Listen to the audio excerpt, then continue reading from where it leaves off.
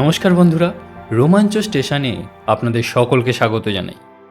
শ্রোতা বন্ধুদের উদ্দেশ্যে জানাই, যারা রহস্য রোমাঞ্চকর গল্প শুনতে ভালোবাসেন তারা কিন্তু অবশ্যই আমাদের চ্যানেলটি সাবস্ক্রাইব করে দেবেন। রোমাঞ্চ স্টেশনে আজ আমরা আবার হাজির হয়েছি একটি রহস্য রোমাঞ্চকর গল্প নিয়ে। আজকের গল্প শ্রী বিভূতিভূষণ বন্দ্যোপাধ্যায়ের লেখা পৈতৃক ভিটা। বিভূতিভূষণ বন্দ্যোপাধ্যায়ের চাঁদের পাহাড় গল্পটি আমাদের সকলের মনে যেমন এক গভীর ছাপ ফেলেছে, ঠিক তেমনি তার লেখা অন্য অন্য রহস্য রোমাঞ্চকর গল্প আমাদের সকলের কাছে অতি প্রিয়। আর কোনো গল্প যাতে মিস না যায় তার জন্য নোটিফিকেশন বেলটি ক্লিক করতে ভুলবেন না। তাহলে বন্ধুরা, শুরু করছি আজকের গল্প পৈতৃক ভিটা।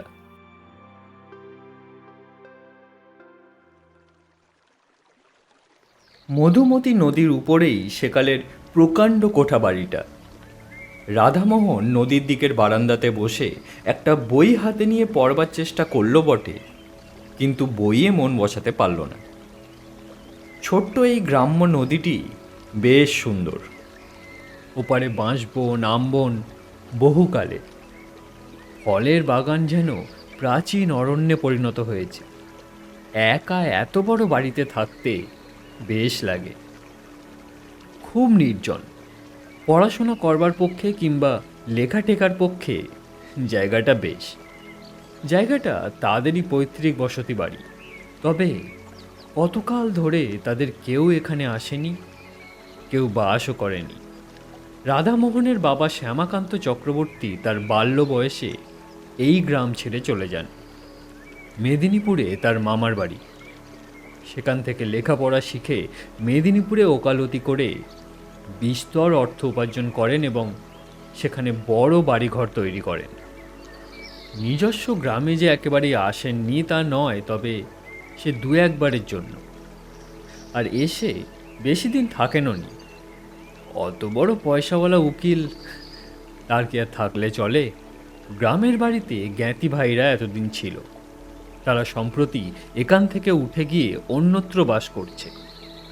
যা কিছু জমি জমা আছে তা না দেখলে থাকে না। বাড়িটারও একটা ব্যবস্থা করতে হয়, নইলে বাড়ি ঘর সব নষ্ট হয়ে যাবে।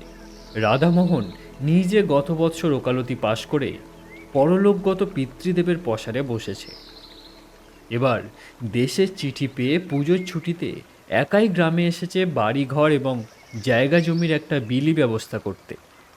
পাশের বাড়ির বৃদ্ধ ভৈরব বাণুজ্যে দুদিন খুব দেখাশোনা করছেন।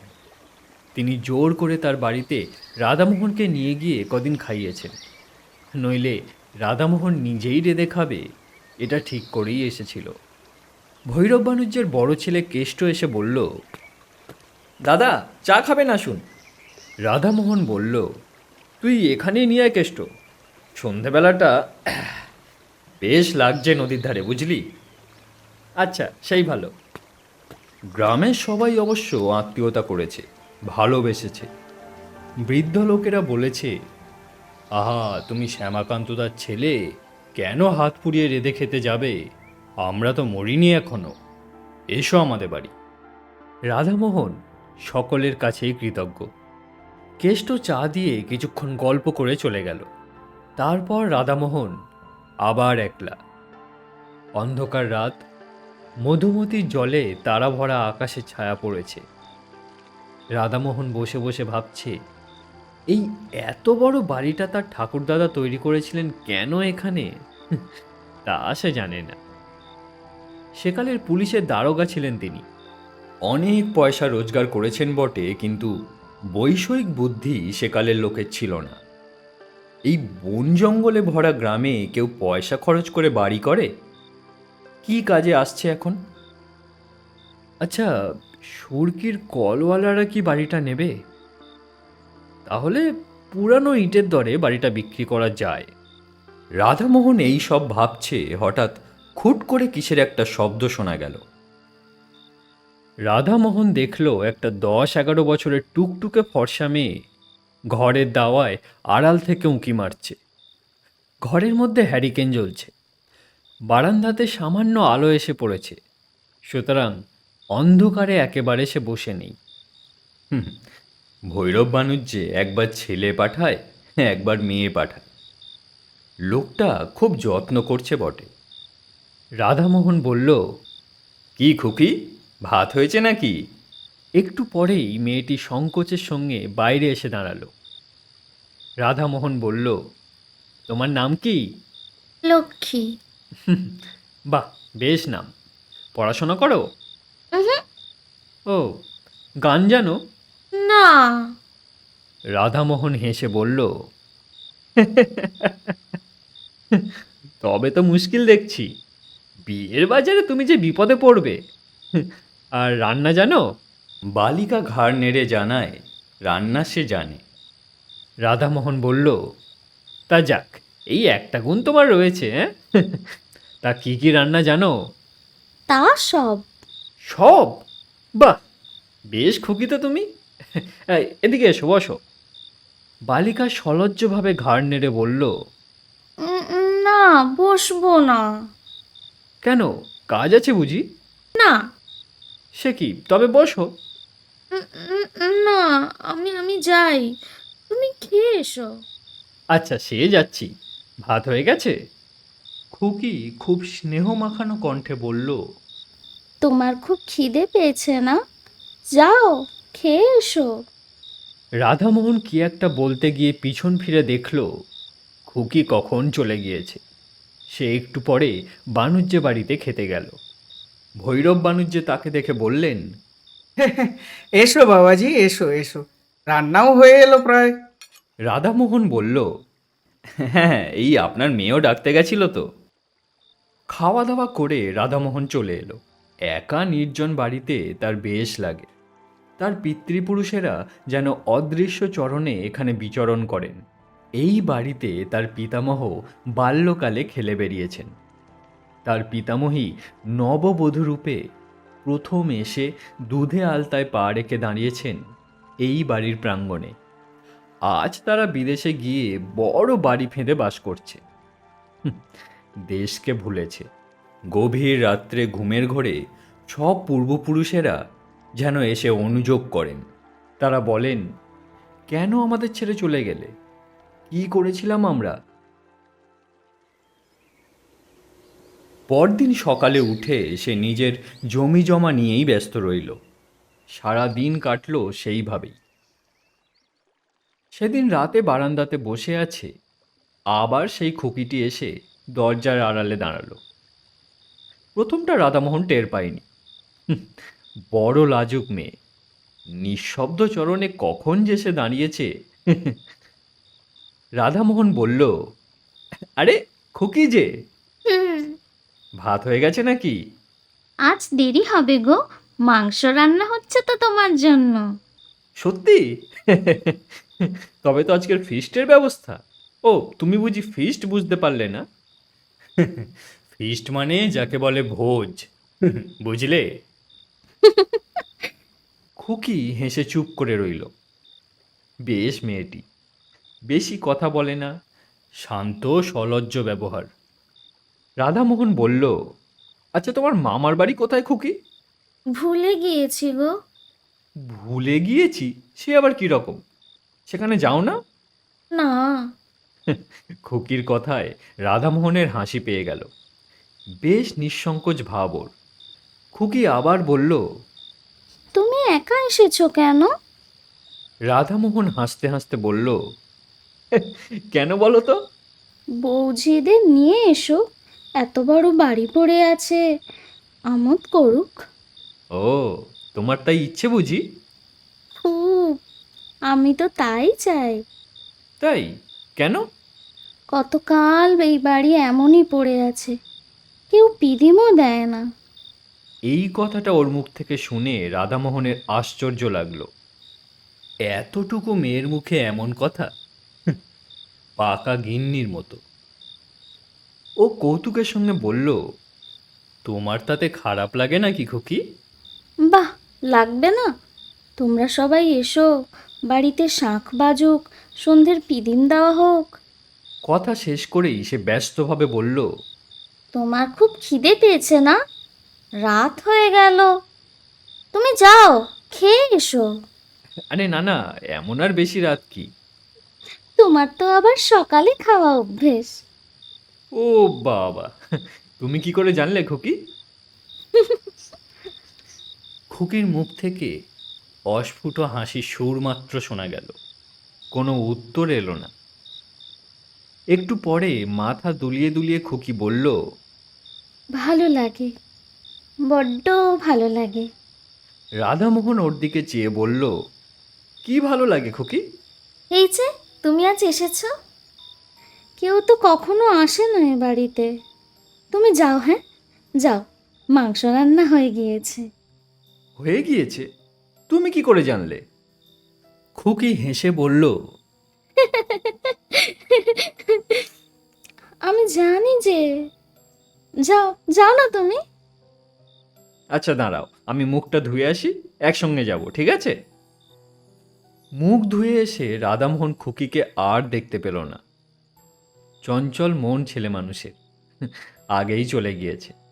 খুকিটি কিন্তু বেশ, কেমন পাকা পাকা কথা বলে, হাসতে হাসতে প্রাণ যায়। ভৈরব বানুজ্জে ওকে দেখে বলল, এসো এসো বাবাজি। এই তোমায় ডাকতেই পাঠাচ্ছিলুম গো। আজ একটু বেশি রাত হয়ে গেল, এই একটু মাংস নেওয়া হলো তো আজ। বলি রোজ রোজ কি আর ডাল ভাত ওরা খেতে পারে? আমার বাড়ি দুদিন খাচ্ছে, সে আমার ভাগ্যি গো। নইলে ওদের কি অভাব আছে বলো তো?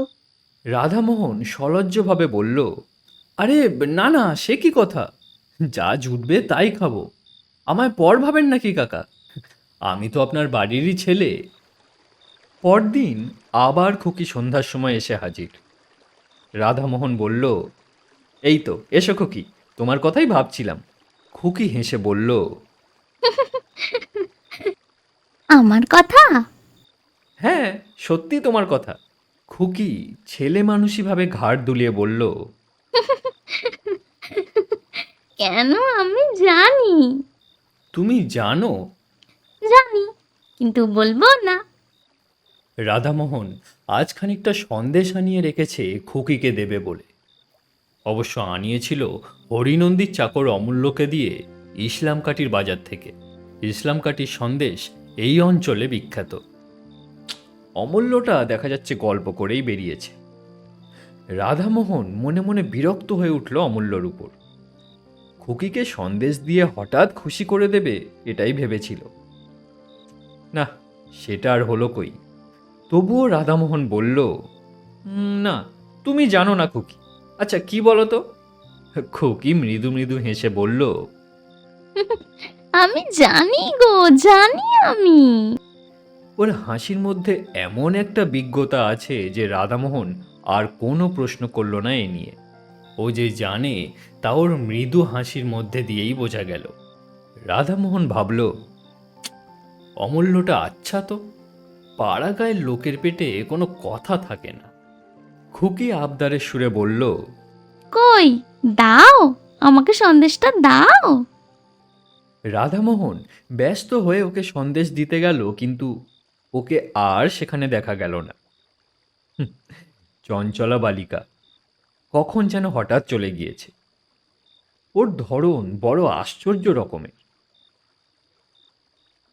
খাবার সময় ভৈরব বানুজ্যের বাড়িতে ওই সন্দেশটা নিয়েই গেল। বলল, এই খুকি বড় লাজুক, তখন চলে এলো, এই ওকে একটু এই সন্দেশ।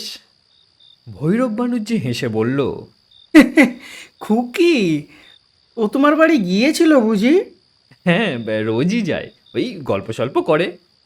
ও, বেশ বেশ বেশ। হ্যাঁ, ও একটু লাজুক বটে, খুব ছেলে মানুষ তো। পরদিন সন্ধ্যায় খুকি আবার নির্দিষ্ট স্থানটিতে এসে দাঁড়ালো, ওই বারান্দাতে। রাধামোহন বলল, আচ্ছা কাল অমন করে চলে গেলে কেন তুমি? আমি ভারী রাগ করেছিলাম কিন্তু। খুকি হেসে চুপ করে রইল। রাধামোহন বলল, সন্দেশ খেয়েছিলে? যখন তুমি বললে তখনই তো আমার খাওয়া হয়ে গেল। পরক্ষণেই সে যেন স্নেহের সুরে বলল, তুমি এই এসেছো, আমার কত ভালো লাগছে। বাড়িতে পিদিম জ্বলছে। আসলে একা একা কারো ভালো লাগে বলো? হুম, আচ্ছা, আমার সঙ্গে শহরে যাবে? চলো আমার সঙ্গে। না, আমার এখানেই ভালো। ওসব আমার ভালো লাগে বুঝি? সে কি, কত টকি ছবি, কত খাবার দাবার।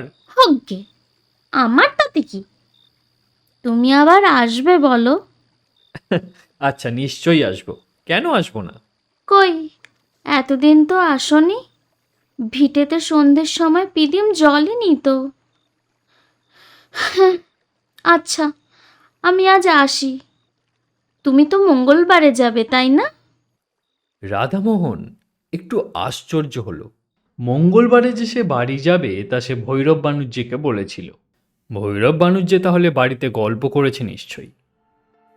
তারপর 2 দিন রাধামোহন বৈষয়িক কাজে অন্য গ্রামে গিয়ে রইল। সোমবার রাতে নৌকাযোগে স্বগ্রামে ফিরল বটে, কিন্তু ভৈরব বানুজ্যের বাড়ির কারো সঙ্গে অত রাতে আর দেখা করল না। ঘরে চিঁড়ে ছিল, তাই খেয়েই রাত কাটালো। পরদিন সে যাবার জন্য তৈরি হচ্ছে, ভৈরব বানুজ্যে এসে বলল, বাবাজি কাল কত রাত্রে এলে, খেলেই কোথায়? আমাদেরই ডাকা উচিত ছিল কি না? দেখো তো, তুমি তো ঘরের ছেলে, এত লজ্জা কেন? ছি ছি ছি ছি। রাধামোহন বলল, আচ্ছা, আপনার খুকিটিকে একবার ডেকে দিন না। ভৈরব বানুজ্যে বললেন, আচ্ছা বেশ বেশ বেশ, একটু দাঁড়াও, এক্ষুনি ডাকছি আমি। একটু পরে একটা 8 বছরের কালো মতো মেয়ের হাত ধরে ভৈরব বানুজ্যে সেখানে নিয়ে এলেন। রাধামোহন বলল, "আহ, না না, এই খুকি তো নয়, এর দিদি।" ভৈরব বানুজ্যে বললেন, এর দিদির তো বিয়ে হয়ে গেছে, এ তো শ্বশুর বাড়িতে আছে, তুমি তাকে দেখোওনি? ও, তবে আপনার বাড়ির অন্য কোনো মেয়ে? না, আমার বাড়িতে তো বাবাজি আর অন্য কোনো মেয়ে নেই। তবে অন্য কোনো মেয়ে, কিন্তু না, আর কোনো মেয়ে তো এই পাড়ায় নেই ওই বয়সের। ঘর তো মোটে ব্রাহ্মণের বাস। তবে বয়স কত ওর?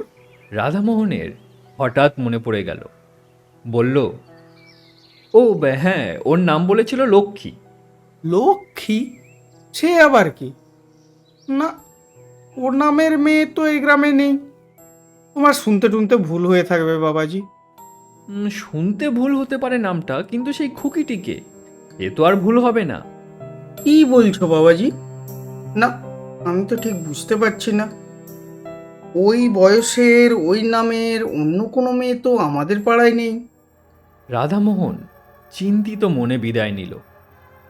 আশ্চর্য ব্যাপার, খুকি বার দেখা করতে এলো না কেন?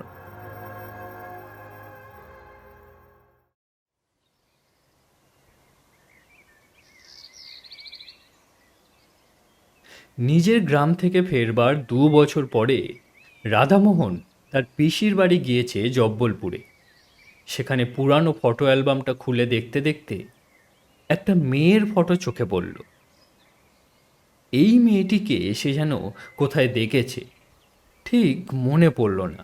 পিসিমাকে ডেকে ফটোটা দেখাতে তিনি বললেন, তুই একে কোথায় দেখবি? ও তো আমার ছোট বোন, তোর ছোট পিসি।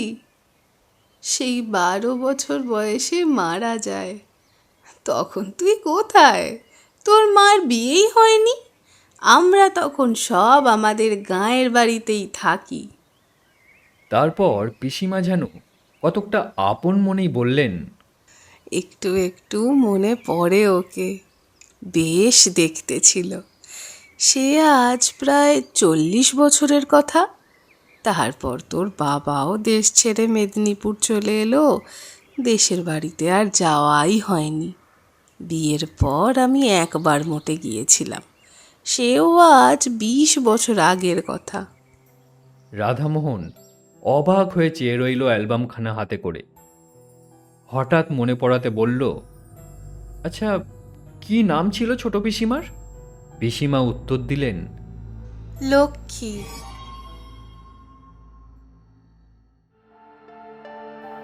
শুনছিলেন আজকের গল্প পৈতৃক ভিটা। গল্প পাঠে ও রাধামোহনের চরিত্রে আমি বিক্রম, লক্ষ্মীর ভূমিকায় সুপ্রান্তিকা, ভৈরব বানুজ্যের ভূমিকায় মানস এবং পিসিমার ভূমিকায় অর্পিতা। গল্পটি আপনাদের কেমন লাগলো তা অবশ্যই আমাদের কমেন্ট করে জানাতে ভুলবেন না। আর বন্ধুরা, এরপর আরও রহস্য রোমাঞ্চকর গল্প নিয়ে আপনাদের কাছে আমরা হাজির হব। আজ তাহলে এই পর্যন্তই। গল্প শুনুন, ভালো থাকুন।